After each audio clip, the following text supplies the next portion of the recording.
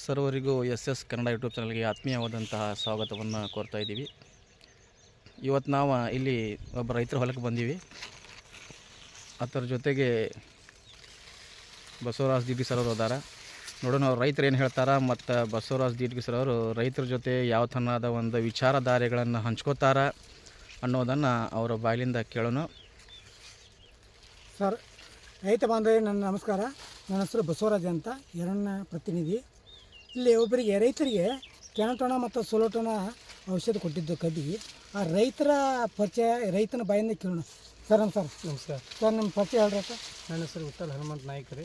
ಇವ್ರು 45 ದಿವಸ ಹಿಂದೆ ಇವ್ರ ಕೆನಟೋಣ ಇದನ್ನು ತೊಗೊಂಡಿನಿ, ಸೋಲೋಟೋಣ ತೊಗೊಂಡಿನಿ. ಬೀಂಚ ಮತ್ತು ಸ್ಪ್ರೇ ಮಾಡಿದನ್ರಿ.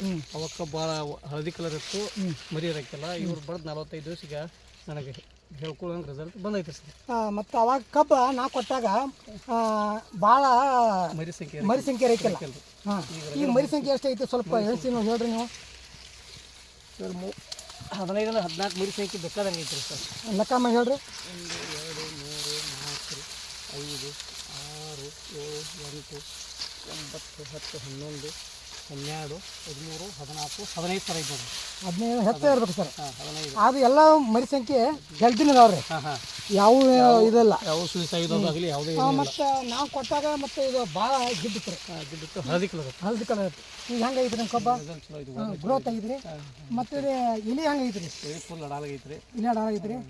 ಮತ್ತು ನಮ್ಮ ಕಂಪ್ನಿ ಇನ್ನೊಬ್ಬರು ಹೇಳಿದ್ರಿಗೆ ಏನು ಹೇಳ್ಬೋದು ಹೇಳ್ತೀರಿ ನೀವು? ಕೇಳಾಕಿ ಸದ್ಯ ಯಾರು ಕೇಳಾಕತ್ತಾರ ರೀ, ಬೇರೆ ರೈತರು ನೀ ಏನು ಮಾಡಿದೆ ಅಂತ ಕೇಳಾಕತ್ತಾರ. ನಿಮ್ಮ ಕಂಪ್ನಿ ಹೆಸರು ಹೇಳೋಣ, ನಾವು ಮುಂದಿನ ವರ್ಷ ಅವ್ರ ಕಂಪ್ನಿಗೆ ಕಾಂಟ್ಯಾಕ್ಟ್ ಆಗ್ತೇವೆ ಹೇಳಾಕತ್ತಾರ.